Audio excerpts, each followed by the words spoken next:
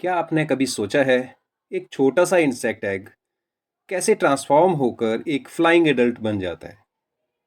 And you know that from A crawling larva to a completely different adult insect, and this transformation is called as the development. And in insects it is truly fascinating, very attracting. Hello students, I am Dr. Rajiv Kumar. Welcome to today's lecture on development in insects. As insects exhibit some of the most amazing life cycle and its changes in biology, sometimes gradual and sometimes that may be completely drastic, जिसे हम Metamorphosis कहते हैं. सो आज की इस lecture में हम समझेंगे types of insect development, metamorphosis, that is that may be ametabolous, hemimetabolous और holometabolous, hormonal control of the development and its biological and applied importance. यह टॉपिक आपके BSc exams, agricultural NET, UPSC और other competitive exams के लिए भी बहुत important है. So let us begin with introduction. So हम इंट्रोडक्शन में ये जानने की कोशिश करते हैं कि डेवलपमेंट क्या होती है. तो एज वी ऑलरेडी डिस्कस्ड कि इंसेक्ट्स जो है वो हाईली ऑर्गेनाइज्ड जो है वो ऑर्गेनिजम्स हैं और उनमें बायोलॉजिकल प्रोसेसेस जो हैं that involve growth, differentiation and transformation of the egg. Egg जो है वो ट्रांसफॉर्म होता है लार्वल या निम्फल स्टेजेस से एडल्ट बनने के लिए. तो इंसेक्ट्स जो हैं वो आर्थ्रोपोड हैं और उनमें एक रिजिड नॉन लिविंग एक्सोस्केलेटन होता है जो कि काइटिन और प्रोटीन्स का बना होता है.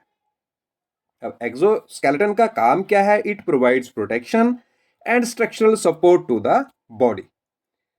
पर इसकी एक लिमिटेशन भी है कि जब इसकी ग्रोथ होती है तो ग्रोथ के टाइम जब ये एक निम्फल स्टेज से दूसरी निम्फल स्टेज में जाता है या मेटामॉर्फोसिस होता है तो उसको जो एक्सोस्केलेटन है वो छोड़ना पड़ता है. और उस प्रोसेस का नाम क्या है आप कमेंट बॉक्स में लिखें, हमने पिछले चैप्टर में करा है. उसको मोल्टिंग कहते हैं और मोल्टिंग का दूसरा नाम क्या है वो आपने कमेंट बॉक्स में लिखना है. अब जो इंसेक्ट्स की ग्रोथ है वो मोल्टिंग और एक्डाइसिस से होते हुए आगे फर्दर प्रोसीड करती है. अब ग्रोथ के अलावा जो है वो इंसेक्ट्स में कुछ स्ट्रक्चरल और फिजियोलॉजिकल चेंजेस भी होते हैं जिनको मेटामॉर्फोसिस कहते हैं और जिसके कारण जो है वो इंसेक्ट जो है वो डिफरेंट इकोलॉजिकल निशेस को अपनी लाइफ स्टेजेस को उसमें जो है वो अडेप्ट कर पाता है. अब नेचर और डिग्री देखें इन चेंजेस की तो ये अलग अलग इंसेक्ट्स में जो है इंसेक्ट्स के ग्रुप में जो है वो डिफरेंट है, उनकी एवोल्यूशनरी एडेप्टेशंस को एग्जिबिट करता है और उनकी जो इकोलॉजिकल सक्सेस है उसको एग्जिबिट करता है. और इसके बाद यहाँ पे हम एक इमेज में देख पा रहे हैं कि एक इंसेक्ट जो है ये पुराने वाला, ये नया वाला इंसेक्ट ये रहा जो वाइट में हमें दिख रहा है और पुराने वाला जो इंसेक्ट का एक्सोस्केलेटन है ये उसको छोड़ रहा है. तो अब ये नए वाले एक्सोस्केलेटन के साथ, नए वाली बॉडी स्ट्रक्चर के साथ जो है वो लाइफ प्रोसीड करेगा. सो यहाँ पे हम थोड़ा सा रिकैप ले लेते हैं कि इंसेक्ट की जो डेवलपमेंट होती है उसमें ग्रोथ होती है, डिफरेंशिएशन होती है और मेटामॉर्फोसिस होता है. अब रिजिड स्ट्रक्चर जो है उसको एक्सोस्केलेटन कहते हैं और उसमें काइटिन और दूसरे प्रोटीन्स होते हैं जो कि ग्रोथ चलती रहती है साथ साथ में. अब ग्रोथ जो है उसको अलग अलग चेंजेस होते हैं, जब एक फॉर्म से दूसरी फॉर्म में जा रहा है तो मोल्टिंग और एक्डाइसिस होता है. मेटामॉर्फोसिस के कारण जो है वो स्ट्रक्चरल और फंक्शनल चेंजेस आते हैं बॉडी में और जिससे जो है इंसेक्ट जो है वो अलग तरह का फीडिंग बिहेवियर या लाइफ जो है वो आगे स्पेंड करता है. फिर हम ग्रोथ की बात करते हैं नेक्स्ट पॉइंट में. इंसेक्ट्स की ग्रोथ जो है वो बॉडी में साइज में इंक्रीज हो रहा है, मास में इंक्रीज हो रहा है और सेलुलर कम्प्लेक्सिटी बढ़ रही है उसकी और ये स्टेप वाइज होता है और due to the presence of the rigid exoskeleton. अब क्यूटिकल जो है can not expand beyond the certain limits. So insect जो है पीरियोडिकली वो शेड ही कर देता है क्यूटिकल को और इसको रिप्लेस कर देता है नई वाली से और larger one through the process of moulting. तो मोल्टिंग एक बहुत ही इम्पोर्टेंट जो है वो यहाँ पे प्रोसेस है जो उसके लाइफ स्टेज में चेंजेस ला रही है। वो पुराने वाले एक्सोस्केलेटन को शेड करके नया वाला जो है वो अडॉप्ट कर लेता है, उसमें अपीयर हो जाता है। अब हर एक पीरियड जो है वो लाइफ स्टेज का, उसमें सक्सेसिव मोल्ड्स होते हैं, एक मोल्ड के बाद दूसरा, तीसरा, चौथा, ऐसे करके अलग अलग मल्टीपल मोल्ड्स भी हो सकते हैं अलग अलग इंसेक्ट्स में। तो इसको हम इंस्टार कहते हैं, मतलब कि first instar, second instar, third instar. So there are multiple instars in some cases. और इंसेक्ट जो है वो typically passes through several instars reaching the adulthood, फिर वो जाके अडल्ट बनता है। अब मोल्टिंग जो है उसको कौन इनिशिएट करता है? When the epidermal cells beneath the cuticle begin to secrete the enzymes जो पुराने वाले को इनर एंडोक्यूटिकल को डाइजेस्ट कर देते हैं, तो ओल्ड क्यूटिकल को सेपरेट कर देंगे अंडरलाइंग एपिडर्मिस से। फिर एक साइमल्टेनियसली जो है वो न्यू क्यूटिकल की फॉर्मेशन हो जाएगी और वो पुराने वाली के नीचे वो वाली अपीयर होगी और वो उसको पुराने वाली को पुश करेगी बाहर के लिए, बॉडी को छोड़ने के लिए। अब इंसेक्ट्स जो है टेक्स इन एयर और water to increase internal pressure. जब उसने मोल्टिंग करनी होती है तो वो एयर और वाटर को कंज्यूम करता है ज़्यादा, जिससे उसकी बॉडी का प्रेशर बना रहे और फिर ओल्ड क्यूटिकल को वो शेड कर दे। सो इसको कहते हैं एक्डाइसियल सूचर। क्या कहते हैं इसको? एक्डाइसियल सूचर, ES, एक्डाइसियल सूचर। अब इंसेक्ट अब एमर्ज होता है पुराने वाली जो ओल्ड एक्सोस्केलेटन है उसको छोड़ के नई क्यूटिकल के अंदर।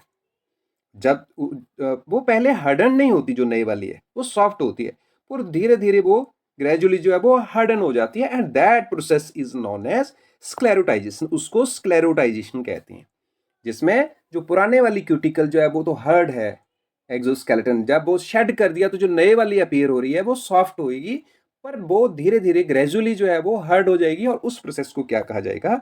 स्क्लेरोटाइजेशन। अब इन्फ्लुएंस को कौन सी चीजें जो हैं वो ग्रोथ को कौन सी चीजें इन्फ्लुएंस करती हैं? अब दैट में बी इंट्रिंसिक और एक्सट्रिंसिक फैक्टर, मतलब बॉडी के अंदर के फैक्टर्स भी हो सकते हैं और बाहर के भी हो सकते हैं। अगर हम अंदर के फैक्टर्स की बात करें तो genetic regulation, hormonal control, timing और पैटर्न को कंट्रोल करते हैं ग्रोथ के। अगर हम एक्सटर्नल फैक्टर्स की बात करें तो एनवायरमेंटल फैक्टर्स हैं, जैसे टेम्परेचर है, ह्यूमिडिटी है, फोटो पीरियड है और अवेलेबिलिटी ऑफ फूड है, जो कि उसकी ग्रोथ को बहुत ज़्यादा इन्फ्लुएंस करते हैं। आपने देखा होगा कि इंसेक्ट्स जो हैं कुछ स्पेशल जो जैसे कि सीजन होते हैं उन्हीं में अपीयर होते हैं और अपना लाइफ साइकिल जो है वो कंप्लीट करते हैं।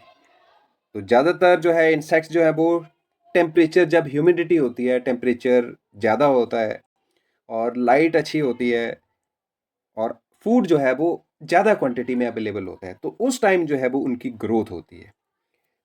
और एडवर्स एनवायरमेंटल कंडीशंस में उनकी ग्रोथ जो है वो स्टॉप हो जाती है। और हमने पढ़ा था डाइपॉज, हमने क्या पढ़ा था? डाइपॉज। जब एडवर्स एनवायरमेंटल कंडीशंस होती हैं तो बॉडी की डेवलपमेंट को डिले किया जाता है, और उस प्रोसेस को क्या कहा जाता है? डायपॉज कहा जाता है। डायपॉज, डायपॉज में it is the state of arrested development that helps the insect to survive unfavourable conditions. तो उस टाइम जो है वो सिर्फ इंसेक्ट ने सर्वाइव करना होता है, उसका पर्पज ये नहीं होता कि उसने ग्रोथ करनी है या रिप्रोड्यूस करना है, तो उस टाइम उसने अपने आप को सस्टेन करना होता है नेक्स्ट सुइटेबल सीजन तक। सो ये अरेस्टेड ग्रोथ पीरियड होता है। तो यहाँ पे हम इमेज में देख पा रहे हैं कि जो डायपॉज है इट इज़ प्री डायपॉज, मतलब डायपॉज से पहले की सिचुएशन में क्या करता है इंसेक्ट। फिर डायपॉज मेंटेनेंस, डायपॉज जब चल रहा है तो उस टाइम क्या होता है? पोस्ट डायपॉज, जब डायपॉज खत्म हो गया तो उसके बाद क्या होता है? तो यहाँ पे अगर हम ये पॉइंट्स देखें तो जब प्री डायपॉज टाइम पीरियड है तो उस टाइम इंसेक्ट जो वो एक्सटेंसिव फीडिंग करता है, उसको क्लू मिल जाता है कि अब एडवर्स एनवायरमेंटल कंडीशन आने वाली है, तो फीड ज़्यादा से ज़्यादा करना है और फैट को एकमुलेट करता है वो बॉडी में। दूसरा वाला जो है वो डायपॉज मेंटेनेंस पीरियड, मतलब रेस्ट्रिक्टेड फीडिंग हो गई, gradual burning of the fats हो गया, और जो फैटी एसिड अनसेचुरेशन होगी। तो ये जो है ये उसके मेंटेनेंस के टाइम हो गया। अब जब पोस्ट डाइपोज सिचुएशन देखें तो जो रिमेनिंग फैट्स हैं उनको डिप्लीट कर देता है अपनी एक्टिविटीज़ में, जैसे रिप्रोडक्शन होगी या माइग्रेशन होगी कि एक सुटेबल जगह को माइग्रेट करना है या फिर उसने एग लेइंग करनी है। तो ये जो है ये प्री और during the diapause and post diapause, ये तीनों ही कंडीशन जो हैं वो डाइपोज से रिलेटेड है। अब हम थोड़ा सा रिकैप कर लेते हैं। ग्रोथ जो है वो डिसकंटिन्यूस प्रोसेस है, मतलब ये सीजन के हिसाब से चलती है, रिसोर्सेज के हिसाब से चलती है और नॉन एक्सपेंडेबल स्केलेटन के एक्सोस्केलेटन के कारण है। मतलब एक इंस्टार वाली स्टेज हो गई तो अगले वाली जो है वो एक्सोस्केलेटन को रिमूव करके होगी, नया वाला बनेगा और ये इन स्टार्स में होती है। मोल्टिंग प्रोसेस जो है जिसको एक्डाइसिस कहते हैं, उसमें ओल्ड क्यूटिकल जो है वो डाइजेस्ट हो जाती है पार्शियली और न्यू क्यूटिकल की फॉर्मेशन हो जाती है उसके बीनीथ। शेडिंग हो जाती है पुराने वाली एक्सोस्केलेटन की और फिर स्क्लेरोटाइजेशन होती है और कंट्रोल जो है वो हार्मोन्स का रहता है और उसको कौन कंट्रोल करता है? Temperature, nutrition and humidity. और जब एडवर्स कंडीशन आ जाती है तो इंसेक्ट अंडरगोज डायपोज। फिर अगला है मेटामॉर्फोसिस। क्या होता है इंसेक्ट्स में? तो मेटामॉर्फोसिस जो है एक ऐसी फीचर जो है इंसेक्ट्स के अंदर that involve progressive changes in body form and that may be in structure, that may be in function during the life cycle. और इससे क्या होता है, इंसेक्ट्स जो है वो डिफरेंट इकोलॉजिकल जो निशेज होते हैं, जो रोल्स होते हैं उनमें उनको प्ले करता है और उससे क्या है, उसका इंट्रा स्पेसिफिक कंपटीशन बहुत कम हो जाता है रिसोर्सेज के लिए। जैसे सेम ही स्पीसीज उसकी अपनी ही स्पीसीज में हर एक लाइफ स्टेज की रिक्वायरमेंट जो है वो अलग है। मतलब लार्वा की रिक्वायरमेंट जो है फीडिंग की या शेल्टर की, वो प्यूपा या एडल्ट से बिल्कुल डिफरेंट है। सो इंट्रा स्पेसिफिक कंपटीशन भी इसमें बहुत कम रहता है, तो सर्वाइवल के चांसेस बढ़ जाते हैं। And depending upon the morphological changes, insect Metamorphosis को हम डिफरेंट टाइप में क्लासीफाई करते हैं। पहले तो हमने हेमी मेटाबोलस और होलो मेटाबोलस पढ़ा है, पर अब हम तीन टाइप के मेटामॉर्फोसिस की बात करते हैं और उसमें ए मेटाबोलस हो गया, हेमी मेटाबोलस हो गया और होलो मेटाबोलस। यहाँ पे बाय मिस्टेक जो है वो हेमी मेटाबोलस दो बार लिखा गया, so it is holometabolous. अब ए मेटाबोलस की बात करते हैं। ए मेटाबोलस, ए अपने आप में रिफ्लेक्ट हो रहा है, ए का मतलब होता है एब्सेंट, मतलब जिनमें जो है मेटामॉर्फोसिस जो है वो एब्सेंट है। मतलब प्रिमिटिव टाइप के जो इंसेक्ट्स हैं जिनमें डेवलपमेंट प्रिमिटिव टाइप की होती है, कोई मेटामॉर्फोसिस नहीं होता। मतलब कोई लाइफ की स्टेजेस जो है वो चेंजेस नहीं दिखाती, जैसे यहाँ पे नीचे इमेज में दिखाया हुआ है। इमेज में दिखाया गया है कि जो पहले वाला इंस्टार है वो एडल्ट के बिल्कुल जो लास्ट वाला जो है वो फर्स्ट वाले के लगभग सेम दिख रहा है, तो हमें पता चल जाएगा कि ये इंसेक्ट बड़ा होके ऐसा ऐसा बनेगा। उसमें कुछ कुछ चीजें एड ऑन होंगी, जैसे रिप्रोडक्टिव स्ट्रक्चर्स हो गए उसमें, तो थोड़े से चेंजेस उसमें लाइफ स्टेजेस के साथ आएंगे, लेकिन वो ग्रोथ ज्यादा होगी, उसमें चेंजेस कम होंगे। और एडल्ट जो है वो मॉर्फोलॉजी में जो है अब उनका साइज स्मॉल होएगा और रिप्रोडक्टिव ऑर्गन्स इमेच्योर होंगे। बाकी जो जो यंग वंस हैं वो उनके जैसे ही हमें दिखेंगे और इसमें मॉल्ट्स होंगे और फिर नो डिस्टिंक्टिव लार्वल और प्यूपल स्टेजेस आर देयर। इसलिए इसको हम ए मेटाबोलस डेवलपमेंट कहते हैं। और ये किस में एग्जिबिट होता है? जो सिल्वर फिश है या जिसको लेपिस्मा भी कहते हैं साइंटिफिक नेम है इसका, या फायर ब्रैट्स हैं, तो इनके अंदर जो है वो हमें ए मेटाबोलस डेवलपमेंट देखने को मिलती है। अब इनमें एक और चीज़ है कि इनमें बिंग्स भी एब्सेंट होते हैं। तो absence of बिंग्स and minimal structural changes indicate relatively simple development pattern. तो इनमें डेवलपमेंट पैटर्न जो है वो बिल्कुल सिंपल रहता है। तो इसका थोड़ा सा रिकैप कर लें। No metamorphosis in this group. Juvenile जो है वो एडल्ट्स को रिजेंबल करते हैं, लार्वल और प्यूपल स्टेजेस एब्सेंट होती हैं और जो मोल्टिंग है इवेंचुअली आफ्टर मेच्योरिटी। और एग्जाम्पल इसका सिल्वर फिश आ गया। फिर हम बात करते हैं हेमी मेटाबोलस डेवलपमेंट की, जिसको इनकम्प्लीट मेटामॉर्फोसिस भी कहते हैं। अब इसमें क्या होता है, इसमें तीन मेन स्टेजेस होती हैं। पहली है एग, दूसरी निम्फ और तीसरी अडल्ट। मतलब यहाँ पे लार्वल स्टेज और प्यूपल स्टेज जो है वो एब्सेंट है। अब निम्फ जो है वो एडल्ट से जनरल बॉडी फॉर्म में रिजेंबल करते हैं, पर उनमें विंग्स नहीं होते और फंक्शनल रिप्रोडक्टिव ऑर्गन्स भी नहीं होते। अगर इनमें विंग्स की डेवलपमेंट जो है वो लार्वल स्टेजेस में नहीं आ रही है तो मतलब वो हेमी मेटाबोलस है, और एडल्ट में आ गई है तो मतलब that is metabolous.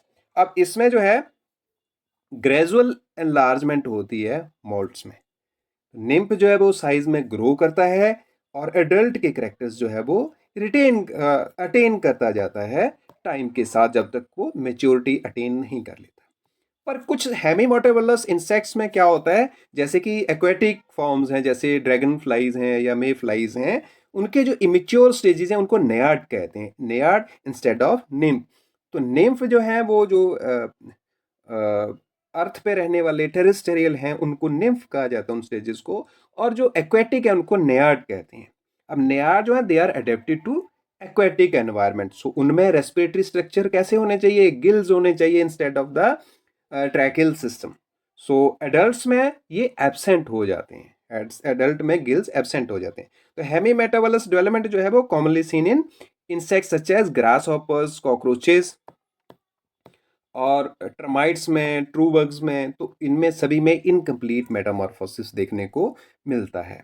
So this type of the development ensures immature adult stages often share similar habitats and feeding habits. मतलब यहाँ पे जो है वो स्टेजेस का कंपटीशन एडल्ट के साथ हो सकता है रिसोर्सेज के लिए।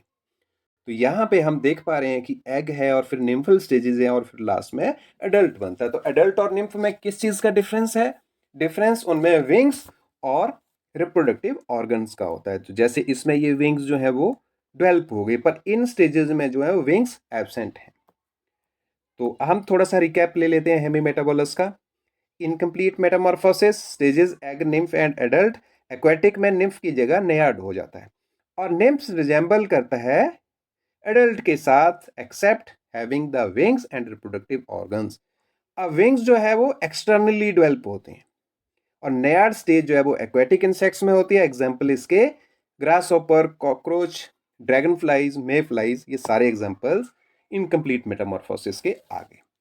उसके बाद हम बात करते हैं होलोमेटाबोलस डेवलपमेंट की, जिसको हम कंप्लीट मेटामॉर्फोसिस भी कहते हैं। इसमें क्या होता है, advanced, most advanced and specialised form of the insects. तो ये इंसेक्ट मेटामॉर्फोसिस में सबसे एडवांस टाइप का जो है वो डेवलपमेंट पैटर्न है। इसमें 4 स्टेजेस होती हैं, egg, larva, pupa and adult. Larval stage जो है having different from the adult in form of morphology. अब फिजियोलॉजी में भी डिफरेंस हो सकता है और बिहेवियर में भी डिफरेंस हो सकता है। जो लार्वे जो है adapted for feeding and growth, और उनमें स्पेशलाइज्ड माउथ पार्ट्स भी हो सकते हैं और डाइजेस्टिव सिस्टम भी हो सकता है उसमें स्पेशलाइज। और transformation of the larva to adult occurs during pupal stage. अब लार्वा के बाद जो है वो प्यूपा बनेगा, और प्यूपा जो है वो नॉन फीडिंग स्टेज है, उसमें कोई खाना नहीं खाएगा कोई भी इंसेक्ट की स्टेज जो है इसमें, और ये इनएक्टिव फेस होता है। So during this stage, extensive reorganization of tissue take place through the process such as histolysis, मतलब break down of the larval tissue, और histogenesis, formation of the adult structures. So यहाँ पे हिस्टोलिसिस और histogenesis दो important terms हैं in case of the complete Metamorphosis, या जिसको होलोमेटाबोलस भी कहते हैं। मतलब जो लार्वा, जो लार्वल स्टेज का जो फैट्स हैं या लार्वल टिश्यू है वो ब्रेक डाउन होता है हिस्टोलिसिस के थ्रू, और formation of the adult structure that is histogenesis. तो हिस्टोजेनेसिस होता है इसमें। सो ये इंपॉर्टेंट टर्म्स हैं दोनों। और ऑर्गन जो हैं जैसे कि विंग्स, लेग्स और एंटीने की फॉर्मेशन होती है। होलोमेटाबोलस इंसेक्ट्स की बात करें, एग्जांपल देखें तो butterfly, moths, beetles, flies, wasp, bees, ants. तो ये सारे के सारे एग्जांपल होलोमेटाबोलस इंसेक्ट डेवलपमेंट के हैं। और ये मेटामॉर्फोसिस जो है वो लार्वे और एडल्ट को जो है वो occupy entirely different ecological niches, उनकी रिक्वायरमेंट डिफरेंट बना देता है। सो कंपटीशन मिनिमाइज हो जाता है और उनका सर्वाइवल के चांसेस बढ़ जाते हैं। तो हम थोड़ा सा रिकैप ले लेते हैं कंप्लीट मेटामॉर्फोसिस का। एग, लार्वा, प्यूपा 4 स्टेजेस होती हैं एडल्ट, और लार्वा और एडल्ट जो है वो बिल्कुल डिफरेंट हैं एक दूसरे से। प्यूपा जो ट्रांसफॉर्मिंग स्टेज या नॉन फीडिंग स्टेज है, और उसमें हिस्टोलिसिस और हिस्टोजेंसिस दो चीज़ें होती हैं। और butterfly, beetle, house fly, and ये सारे इसके एग्जाम्पल हैं कंप्लीट मेटामॉर्फोसिस के। तो यहाँ पे ये स्टेजेस हम देख पा रहे हैं। लार्वल स्टेज है जो कि कैटरपिलर है, प्यूपा है, एडल्ट है, और एडल्ट क्या लेकर देता है? एग लेकर देता है। तो ये चार स्टेजेस हैं, चारों आपस में बिल्कुल डिफरेंट हैं। अब अगर हम हार्मोनल कंट्रोल की बात करें, मेटामॉर्फोसिस में कौन कौन से हार्मोन्स इन्वॉल्व होते हैं? सो ग्रोथ, मोल्टिंग और मेटामॉर्फोसिस के लिए अच्छा एंडोक्राइन सिस्टम होना बहुत ज़रूरी है, जिसमें हार्मोन्स की इन्वॉल्वमेंट रहती है। So this process begins with the secretion of the PTTH, prothoracicotropic hormone, जिसको कौन सिक्रीट करता है? न्यूरोसिक्रेटरी सेल्स करते हैं ब्रेन के। और पीटीटीएच फिर क्या स्टिमुलेट करता है? प्रोथ्रेसिक ग्लैंड को सिक्रीट करता है एक्डाइसिन हार्मोन को प्रोड्यूस करने के लिए, जो कि मोल्टिंग इनिशिएट करता है और फर्दर प्रोसीड करता है। अब एक्डाइसोन जो है वो ट्रिगर करता है मोल्टिंग को, और इसमें किस चीज़ की फॉर्मेशन होती है? न्यू क्यूटिकल की फॉर्मेशन होती है, और शेडिंग होती है पुराने वाली की। तो मोल्टिंग जो है उसकी, चाहे नई क्यूटिकल बननी हो चाहे पुरानी को शेड करना हो, उसमें कौन से हार्मोन का रोल है? एक्डाइसिन का। तो एक्डाइसिन का बड़ा क्रूशियल रोल है इसकी मोल्टिंग स्टेजेस में। फिर दूसरा जो क्रिटिकल हार्मोन है उसको जेएच या जुवेनाइल हार्मोन भी कहते हैं। जुवेनाइल हार्मोन को कॉर्पोरा एलाटा सिक्रीट करता है, और ये हार्मोन जो है इसकी कंसंट्रेशन जो है इनसे की बॉडी में डिटरमाइन करती है कि मॉल्ट्स दैट अकर, तो कौन से पार्ट की मॉल्टिंग होगी। अब जो जेएच है इसका अगर लेवल हाई है तो इंसेक्ट जो है वो लार्वल स्टेज में ही रहेगा, और इसका जो जुवेनाइल हार्मोन जो है जुवेनाइल कैरेक्टर्स को मेंटेन रखने में हेल्प करते हैं। पर जब जुवेनाइल हार्मोन कम हो गया तो दूसरा हार्मोन बढ़ जाएगा, मतलब इंसेक्ट की जो अब प्यूपल स्टेज में स्टेप इन कर दिया उसने, और जेएच एब्सेंट हो गया, मतलब अब वो प्यूपल स्टेज में चल रहा है।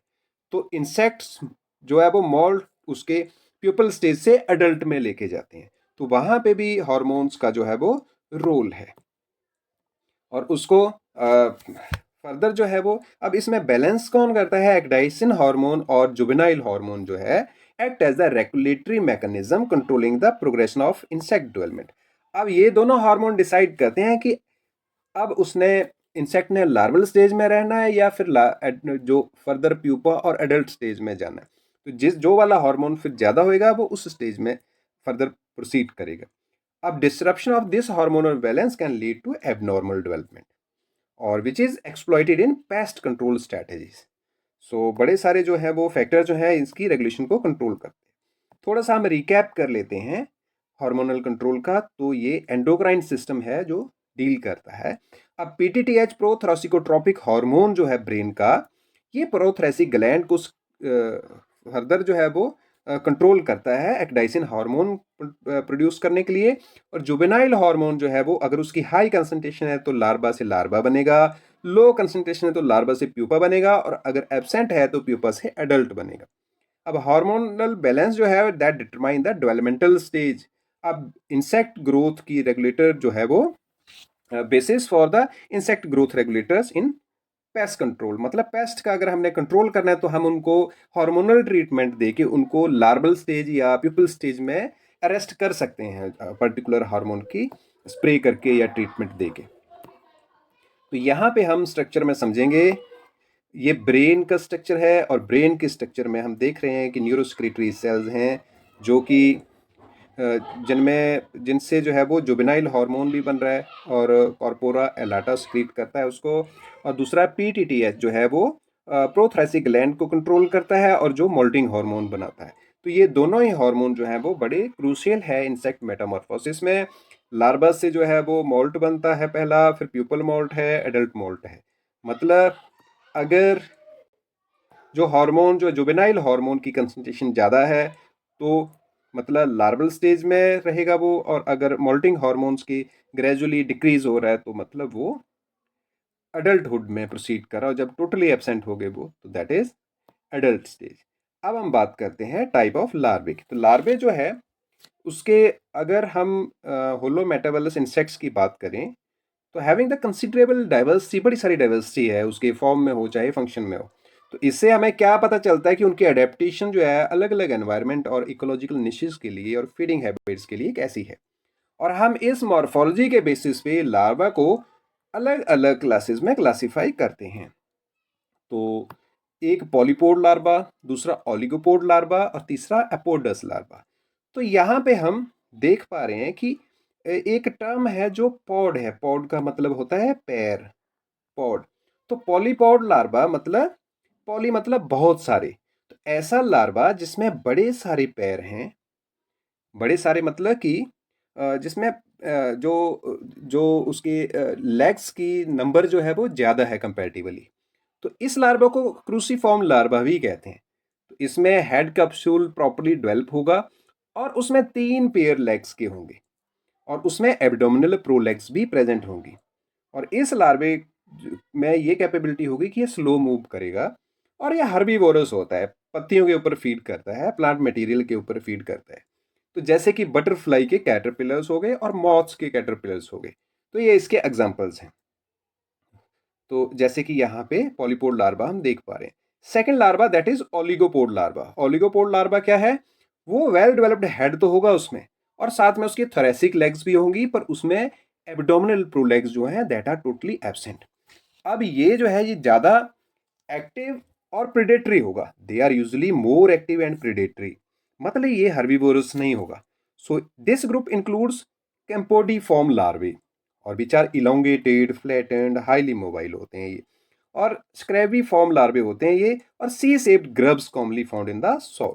तो ये ग्रब्स मतलब जैसे कि बीटल के जो लार्वल स्टेज होती है, जो लार्वे होते हैं, इनमें हम यहाँ देख पा रहे हैं कि इसकी 3 पेयर लेग्स के हैं और बाकी एब्डोमेन पे कोई भी लेग नहीं है। तो इस टाइप के लार्वे को ओलिगोपोड लार्वे कहते हैं। थर्ड वन की बात करें, इट इज एपोडस लार्वा। एपोडस लार्वा को हम वर्मीफॉर्म लार्वा भी कहते हैं। इसमें मतलब किसी टाइप की कोई लेग नहीं होती, चाहे वो थोरेसिक लेग हो चाहे एब्डोमिनल लेग्स हो, वो सारी की सारी लेग्स जो हैं वो एब्सेंट होती है और इनमें हेड कैप्सूल या तो रिड्यूस होएगा या एब्सेंट होएगा। सो इनकी लाइफ जो है वो कैसी, किस चीज़ के लिए अडेप्टेड होते हैं, ये प्रोटेक्टेड एनवायरनमेंट में रहने के लिए बने होते हैं। मतलब डिकेइंग ऑर्गेनिक मैटर हो, सॉइल हो या कोई होस्ट ऑर्गेनिज्म हो, जैसे कि फ्लाइज होती हैं, मक्खियाँ होती हैं, तो उनके लार्वा, उनको मैगट्स कहते हैं, वो एपोडस लार्वे होते हैं। मतलब उनमें लेग्स जो हैं वो टोटली एब्सेंट होती है। थर्ड टाइप का येलो कलर का लार्वा, इट इज़ एपोडस लार्वा। तो यहाँ पे लार्वा का डायग्राम हम देख पा रहे हैं। उसमें ये जो है ये 3 पेयर जो पहले वाले लेग्स के हैं, थ्रेसिक लेग्स कहते हैं, हेड कैप्सूल में है ये, और ये इसके प्रो लेग्स हैं जो कि एब्डोमेन में होते हैं, और ये किसमें है? पॉलीपोड लार्वे में होते हैं। अब थोड़ा सा हम रिकैप ले लेते हैं लार्वे का। तो लार्वे जो है फीडिंग स्टेज है होलोमेटावलस इंसेक्ट्स में, और इसके 3 मेन टाइप्स जो हैं वो पॉलीपोड, ओलिगोपोड एंड एपोडस लार्वे। तो पॉलीपोड में क्या होता है कि पॉलीपोड में वेल डेवलप्ड जो है वो हेड होगा और थोरेसिक और एब्डोमिनल लेग्स प्रेजेंट होंगी, हर्बीवोरस लार्वे होंगे और कैटरपिलर इसका एग्जांपल है। ओलिगोपोड में जो है वो हेड कैप्सूल तो डेवलप होएगा, उस पर थ्रेसिक लेग्स होंगी, पर एब्डोमिनल लेग्स, प्रोलेग्स जो है वो एब्सेंट होती है। तो ये जनरली जो है प्रेडेटरी होते हैं। तो कंपेडिफॉर्म लार्वा और स्क्रैबी फॉर्म लार्वा जो है ये इसके एग्जांपल्स हैं। एपोडस में नो लेग्स, कोई किसी टाइप की लेग नहीं होती, रिड्यूस्ड हेड होता है और मॉइस्ट और इंटरनल हैबिटेट में पाए जाते हैं ये। फिर मैगट इसका एग्जाम्पल है। अब हम बात करते हैं प्यूपे की। तो प्यूपे के कितने कौन कौन से टाइप्स होते हैं? अब प्यूपे जो है वो स्टेज ऐसी है जिसमें अरेस्टेड डेवलपमेंट हो, मतलब जो उसकी फीडिंग जो है वो अरेस्ट हो जाती है, उसमें कोई फीडिंग नहीं करती। तो ये ट्रांजिशनल स्टेज है लार्वल से एडल्ट की। अब इसमें क्या होता है, मॉर्फोलॉजिकल चेंजेस आते हैं इसमें बड़े सारे। तो pupae are generally non feeding and exhibit varying degree of mobility and protection. So यहाँ पे हम देख पा रहे हैं ये प्यूपे फॉर्म। अब प्यूपे जो है वो 3 टाइप के हैं। एक तो एक्सरेट प्यूपा है, ऑब्टेक्ट प्यूपा और कॉर्स्टेट प्यूपा। तो इनको थोड़ा सा हम आगे डिस्क्राइब करते हैं one by one. Exact pupa में क्या होता है? एक्सरेट प्यूपा जो है फ्री एंड मूवेबल अपेंडेजेस होती हैं इसमें, that are not attach to the body. अब this type of pupa is usually found in insects such as beetles and hymenopterans. तो बीटल्स और हाइमेनोप्टेरन्स में ये पाया जाता है। अब इसमें अपेंडेजेस जो है वो फ्री हैं, तो प्यूपा में remain inactive with in the protective cocoon और चैम्बर। तो कोकून के अंदर रहेगा लेकिन वो इनएक्टिव रहेगा। अब दूसरी है ऑब्टेक्ट फॉर्म। ऑब्टेक्ट प्यूपा क्या है, उसमें अपेंडेजेस होंगी पर वो क्लोजली ऑप्रेस्ड होंगी बॉडी के साथ और ऑफन कवर्ड बाय ये हार्डन क्यूटिकल। और ये प्यूपा जो है वो बटरफ्लाई और मॉथ्स के अंदर होता है। इसमें जो है वो, इसलिए इसको क्राइसेलिस भी कहा जाता है। तो ये इस प्यूपा को क्या कहा जाता है, क्राइसेलिस। ये भी एक इंपॉर्टेंट क्वेश्चन बन जाता है। फिर उसके बाद हम बात करते हैं कॉस्टेड प्यूपे की। तो कॉस्टेड प्यूपे क्या होते हैं, कॉस्टेड प्यूपे जो है enclose within hardened outer space, जिसको प्यूपेरियम कहते हैं, which is found from the last larval skin. तो लास्ट लार्वल स्किन से ये बने होंगे और true pupa lies within the protective covering. और this type of the characteristic is higher in higher dipteran insects such as houseflies. तो ये जो डिप्टरा ऑर्डर है उसके इंसेक्ट्स में ये कॉमनली पाया जाता है। सो आओ हम एक बार हम इसको रिकैप करते हैं। ये प्यूपा ट्रांजिशनल स्टेज है, नॉन फीडिंग स्टेज है बिटवीन लार्वा एंड एडल्ट।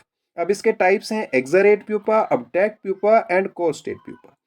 एक्सारेट में अपेंडेजेस फ्री होंगी जैसे बीटल्स में होती है, अबडक्ट में अटैच्ड होंगी और हर्ड क्यूटिकल से कवर होगा ये, और क्राइसेलिस इसका एक एग्जाम्पल है। फिर जो कोस्टेट है उसमें प्यूपेरियम के अंदर होगा ये, और एग्जाम्पल इसका हाउस फ्लाई डिप्टेरेंस। मेटामॉर्फोसिस की सिग्निफिकेंस क्या है, मेटामॉर्फोसिस जो है it provides several adaptive advantages. अब अडेप्टिव एडवांटेजेस क्या है कि वो अलग अलग स्टेजेस जो हैं वो कंपटीशन कम कर देती है, separation of the feeding and reproductive stages. तो ये सारी स्टेजेस को सेपरेट कर देती है। और लार्वा जो है स्पेशलाइज्ड है फीडिंग के लिए और एडल्ट रिप्रोडक्शन के लिए है और डिस्पर्सल के लिए।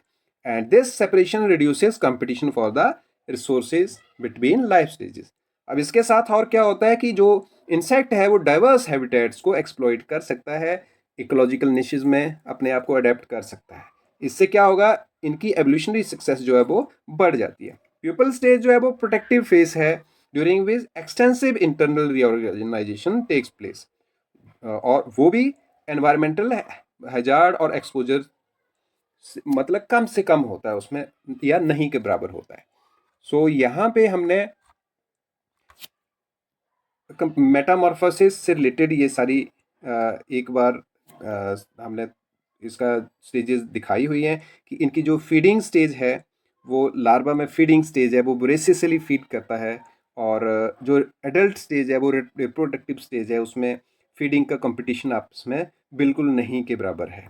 और अगर हैबिटेट और निश की बात करें तो एक्वेटिक और टेरेस्ट्रियल जो है या विंग्ड मोबाइल एडल्ट्स हैं तो वो डिफरेंट एनवायरनमेंट्स को जो है वो एक्सप्लॉइट करती हैं। फिर प्यूपल स्टेज जो है वो टोटली प्रोटेक्टिव ट्रांसफॉर्मेशन है, मतलब शेल्टर डेवलपमेंट है, सेफ है बिल्कुल ये, और इंटरनल ऑर्गेनाइजेशन होती है इसमें जो कि जो हजार्ड से जो है इसको बचा के रखती है। तो अगर हम रिकैप करें थोड़ा सा मेटामॉर्फोसिस का, so it reduces competition between larval and adult stages. Larva feeding के लिए स्पेशलाइज्ड है, एडल्ट रिप्रोडक्शन के लिए, और ये सर्वाइवल और एडेप्टेबिलिटी को एनहांस करता है and enables exploitation of the diverse habitats.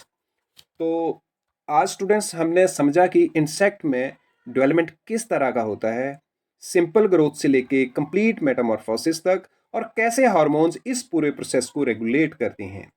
I hope this lecture helped you build a clear concept of insect development, जो आपके पास एग्ज़ाम्स और अंडरस्टैंडिंग दोनों के लिए बहुत इंपॉर्टेंट है। अगर आपको यह लेक्चर यूज़फुल लगा हो तो लाइक करें, चैनल को सब्सक्राइब करें और अपने दोस्तों के साथ शेयर करना ना भूलें, ताकि हम ऐसे ही और भी इम्पोर्टेंट अपने एंटोमोलॉजी से रिलेटेड टॉपिक्स जो हैं वो आपके लिए लाते रहें। तो अगले वीडियो में हम इंसेक्ट सोसाइटीज़ के बारे में डिस्कस करेंगे, जहां हम जानेंगे कि इंसेक्ट्स कैसे कॉलोनीज बनाते हैं और कैसे एक दूसरे के साथ कम्युनिकेट करते हैं, कम्प्लेक्स सोशल सिस्टम डेवलप करते हैं, just like a well organised human society. So stay tuned, keep learning, keep growing. Thank you for watching.